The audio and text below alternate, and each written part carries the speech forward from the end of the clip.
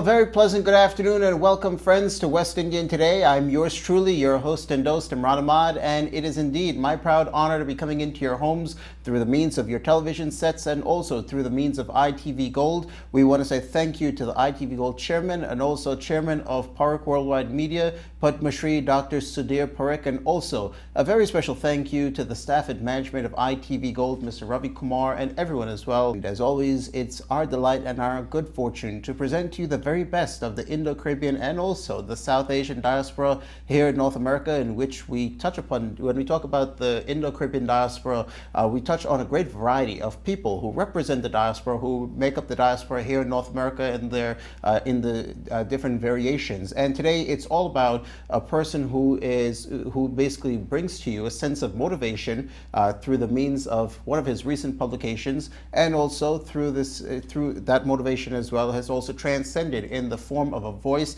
that is basically beseeching people to in some sense take a slice out of life, as we are talking about a book that is known as Slices of Life by the president of the Caribbean Voice, Mr. Annan Boodram, who will be talking about this book, but he joins with me on deck today for the second time, and I want to say welcome to him. Good to have you back.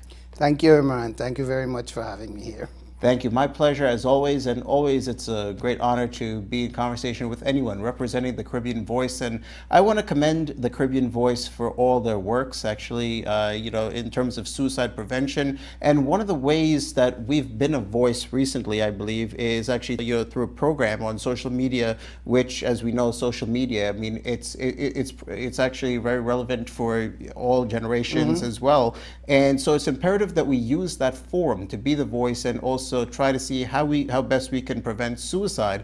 And one of the ways we do so is actually with a program known as the Mind-Body Connection. Yes. That's every Monday. So first of all, I would like for you to talk a little bit about that program, as well as any updates on behalf of the Caribbean Voice you think our viewers ought to know. Well,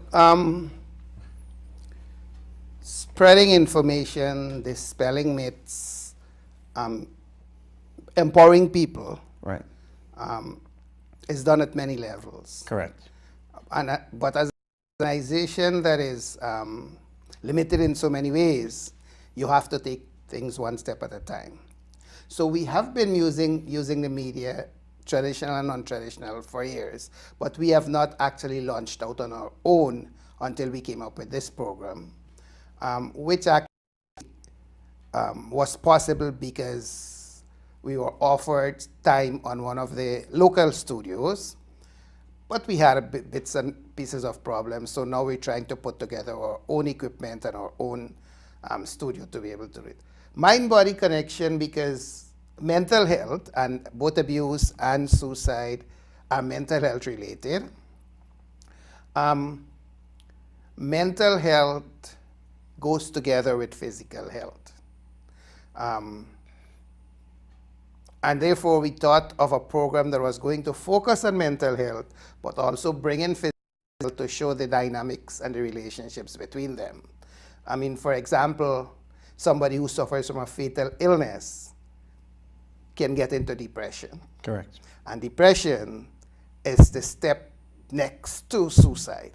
So you become depressed, you become suicidal, you may end up doing well, the thing is that they use the word commit, but We're trying to say commit connotes a crime. You know, like he committed a murder. Correct. Or he committed a robbery. Suicide is not a crime, even though there are countries, I mean, Guyana, for example, still has attempted suicide as a crime, but it really is not a crime. So we try to refrain from using the word suicide, so the person dies by suicide. Right. So yes, we want to be able to bring that connection in all the varieties. So we started off with things like, last Monday, for example, we dealt with self-esteem. We've talked about abuse, depression, all sorts of things.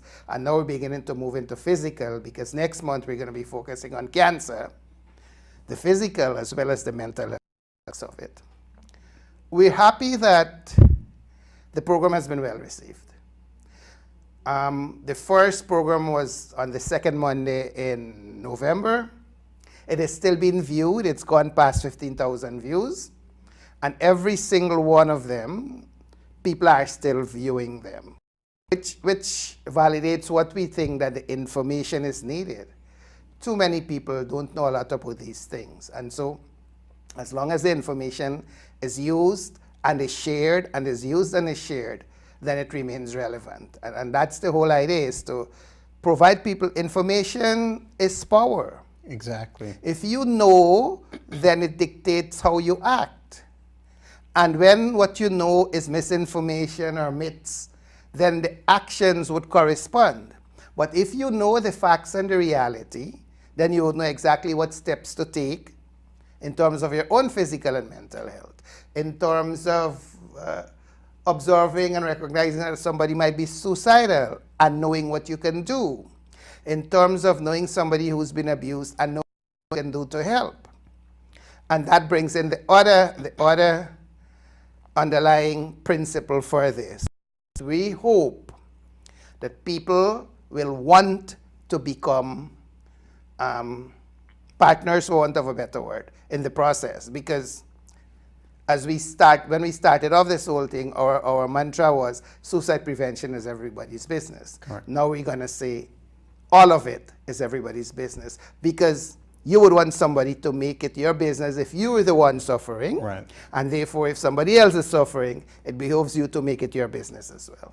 Definitely. And I've got to say that what a wonderful title for the show, actually, on social media. I think that depression, suicidal thoughts, it all starts with a disconnect between the mind and body. And so hence, I mean, from there, that everything else falls into play. And for those of you who would like to, who are tuning into our program, we're encouraging you to be sure to tune into the session on behalf of the Caribbean Voice. We've listed it just right there on your screens. Be a part of a very informative program and interact with lots of people. Share your views and your thoughts as well. I was privileged to be a part of a few of the sessions. We spoke about domestic abuse. We spoke about so many other things as well. So feel free to weigh in your thoughts and suggestions. And when we talk about, preserving and protecting lives, I mean, I could recall, when I was the last time I was on the mind-body connection. I mean, I quoted a phrase by President Bill Clinton that every life is precious. We cannot afford to lose another life. And so in whatever way we can empower people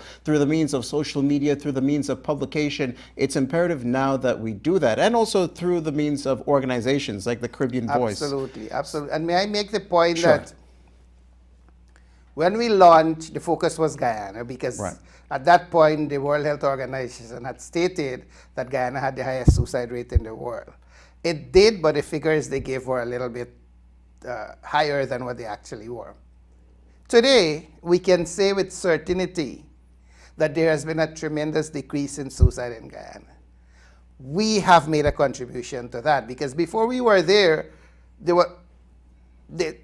was so much misinformation going around. One of the first things we faced was, if somebody wants to kill himself or herself, there's nothing you can do. And that is absolutely untrue, And so it works. If you get the information, if you act on it, you help yourself, you help others, you can save lives, you can empower people, you can prevent abuse. You can be a part of the process of making a difference. As we are talking today, right, and as I mentioned earlier in the program, it's all about slices of life. Now, Mr. Annan Boodram, as I mentioned, he's the president of the Caribbean Voice, but also he's a motivational speaker, he's an educator, and for the Caribbean Voice, he's the media personnel. So many great things actually he represents. But this publication that I hold actually right here in my hands is actually, today we're focusing on the launch and also the release of actually Slices of Life. So Slices of Life, someone with so much of experience and so much of great wisdom. Give us an idea, Slices of Life, and what can a reader expect from it? Well, let me start off by saying I've been an educator for more than 30 years. Correct. And most of those years I've taught English. I consider myself to be a linguist of sorts. Right. Writing is difficult. This book has been in the making for 15 years. I remember once bringing a writer to my school to talk to my students, and he said this book was rejected 69 times by publishers. It was on the attempt that he got someone to accept it. So writing is hard. And it's hard because the writer often know what you want to say, but putting all the ingredients together doesn't come easily. Sometimes you're sleeping and you jump up in the middle of the night, and I usually would have a pen or a paper because a thought comes to you and you're writing down. Right. You're sitting somewhere in an audience and the thought comes to you and you write it down. So that being said, it's a collection of short stories. Each is different and unique, but each reflects an aspect of life. So the picture is that life is this whole, and each short story is a slice of, like a pie.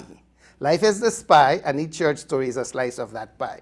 It's a play on words, sort of. What can you expect in slices of life?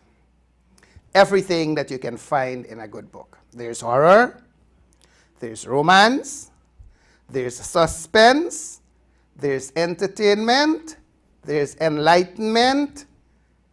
It challenges you. You want to argue with the book because you might disagree with things.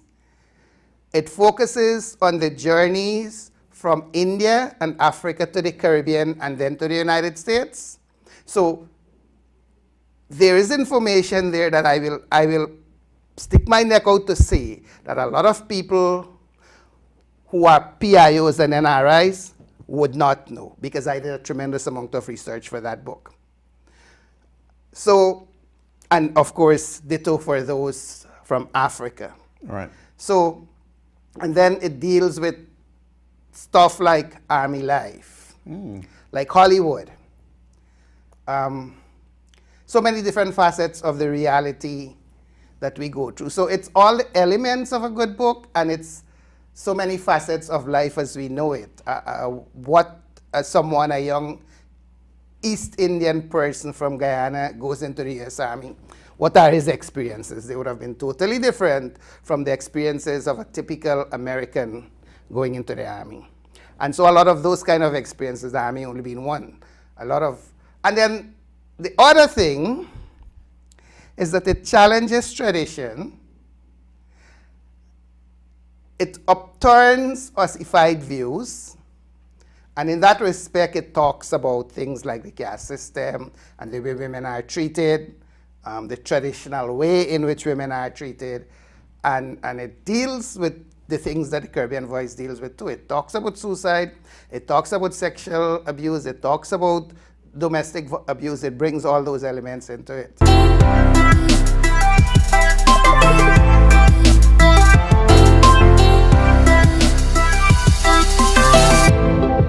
But you touch upon many issues that sometimes end up to be quite controversial. For example, the caste system, and also the treatment of women. I think that in today's society, with women empowerment, kind of on the move, lots of women will definitely appreciate this. But the caste system, give us an idea. Where are we going actually with the caste system? Are we challenging the caste system in slices of life? Yes, we are, and that is all I can say because I don't want to give it away. But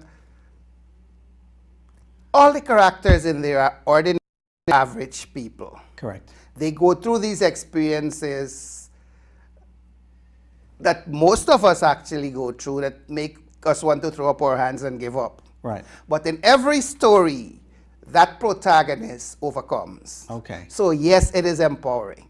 Yes. It tells you that if you stick it out, and it's not making a statement that is abstract. Okay. Because you often see people make these statements like, stay with it, things are going to get better. How do you know that? I mean, do you know the circumstances of the person? If you don't, then you can't really say that things are going to get better. Right. So what it does, it empowers. It doesn't just give the idea that if you stick it out, things are, it empowers. What can you do? To make it How better. do you do it to make it better? Correct. And in that process also, some of those protagonists step outside of the comfort zone and outside of the traditional box. I'll give you an example. In one of the stories, the same one in the army, towards the end, there is a relationship where there is two women living together. It's a short relationship because one of them die. But in the context of an Indo-Caribbean community, there's the guy, and there is one wife is Muslim, the other one is Hindu. So it brings that into it, this sometimes confrontational kind of issue. And of course, you get the response, the traditional response of the community without understanding the context and the realities. Of course, the reader would. Right. But imagine that this is happening out there in the community. And all these people, without understanding all that transpired before to bring them to this moment, are going to respond, as people usually do, and give their views, which in effect is based on what I would say nothingness or ignorance, because you don't know. And judging, and that is where it is the issue of how do you judge. Right, right. You know? So, and that is only one of the many bits and pieces of non-conformity, non-traditional, outside the box kind of thing that it also deals with. Okay, so two questions actually. Well, I'm going to come to that one in a few concerning what you just discussed. But earlier, you mentioned that an author, a fellow author, actually told you that before his book was published, he was rejected 69 times. And you also said that as an educator, you might have your thoughts together, but of course, to put things, down on paper, sometimes it's not the easiest task. And you said over a decade, 15 years in the making. Is this the first attempt to have the book published, or was there, attempts before and then it was rejected and then finally it's here?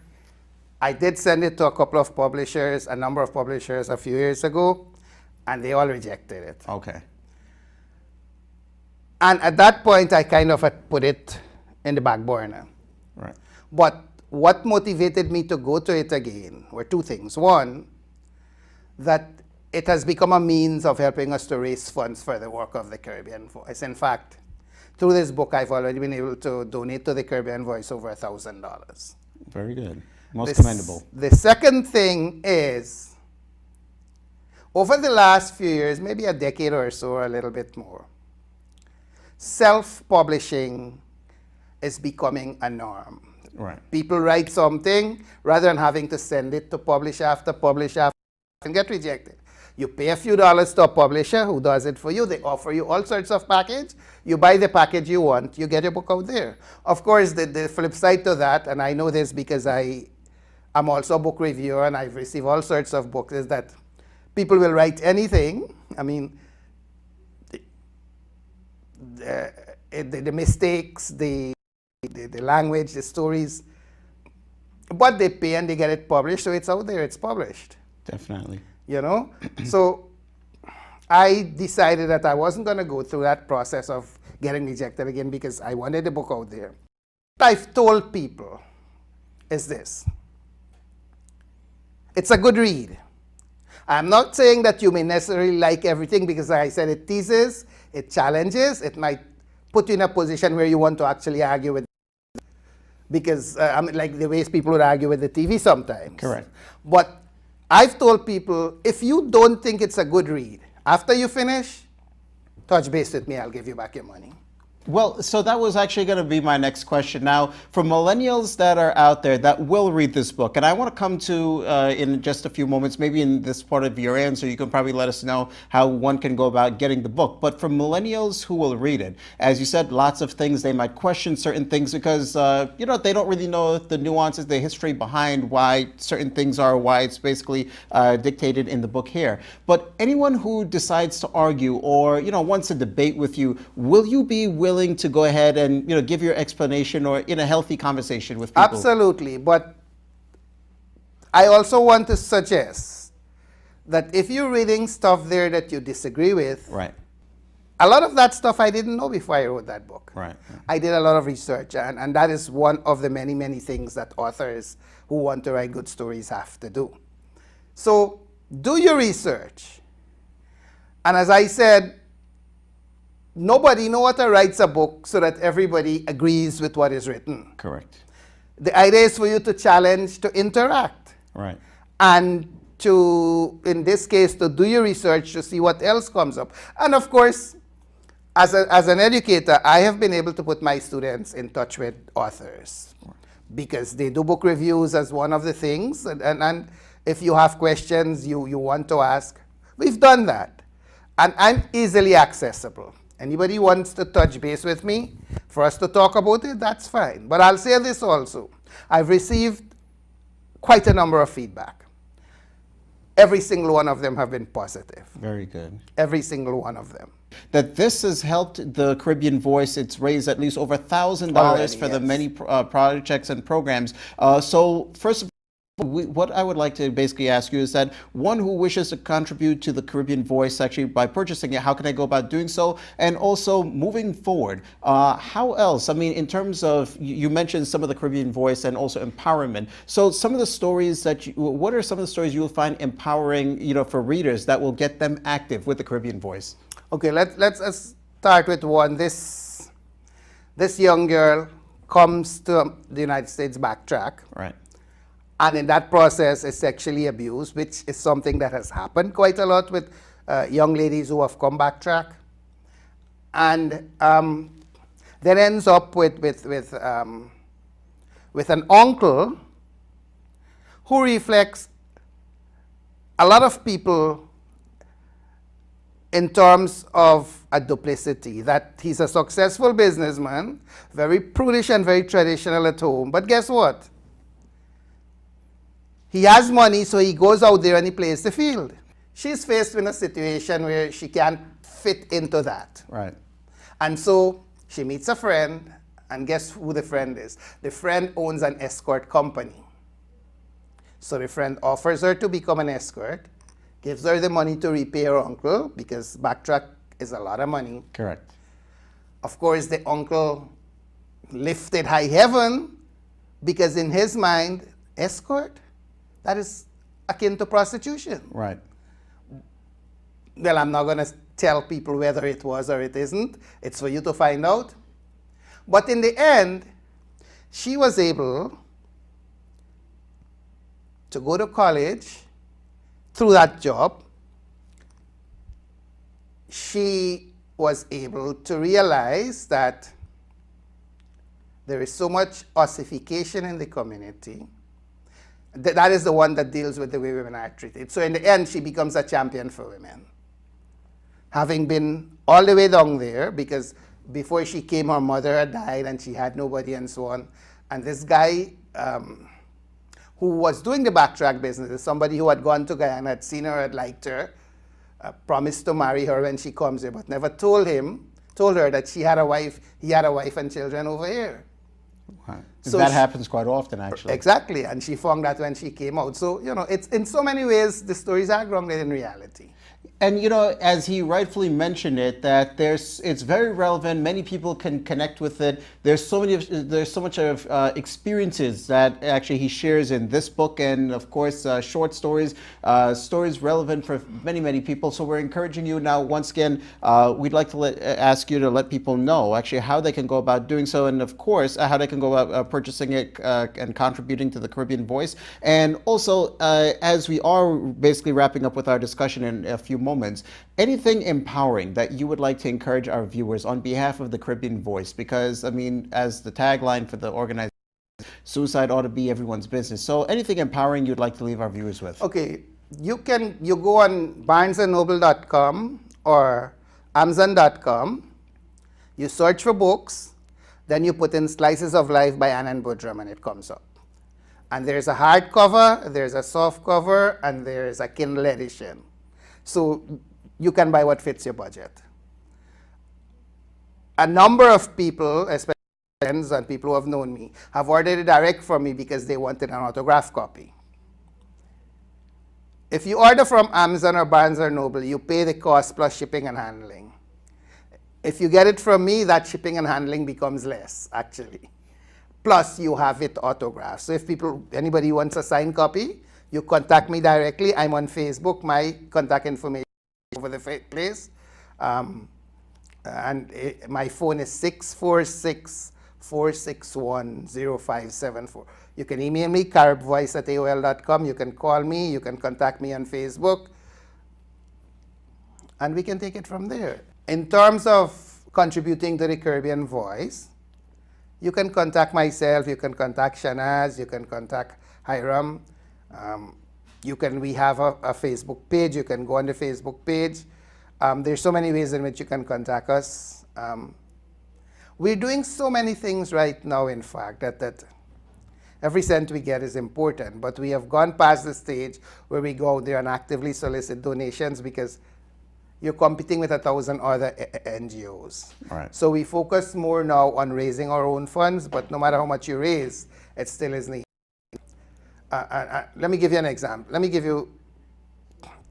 tell you why I say that. One, we're launching a national domestic violence campaign across Guyana. That alone is going to cost thousands of dollars. We participated recently in a Caribbean youth conference, a Caribbean conference on youth violence that was organized by the USAID, and we pitched a project for a school that we identified that is a high needs school, very high needs school. And so that project is about $30,000. We're going to start implementing that project. We have actually started because we've already sent some stuff to Guyana. And stuff like that. Those are only two of the very many things we're doing. So if you want to help financially, we would love it, we would welcome it. But we're not going to go out there and actively solicit donations because it's not worth it. With that, it is that time as we do sign off. This has truly been my pleasure and my honor being with each and every one of you. We do hope you enjoyed your time spent with us.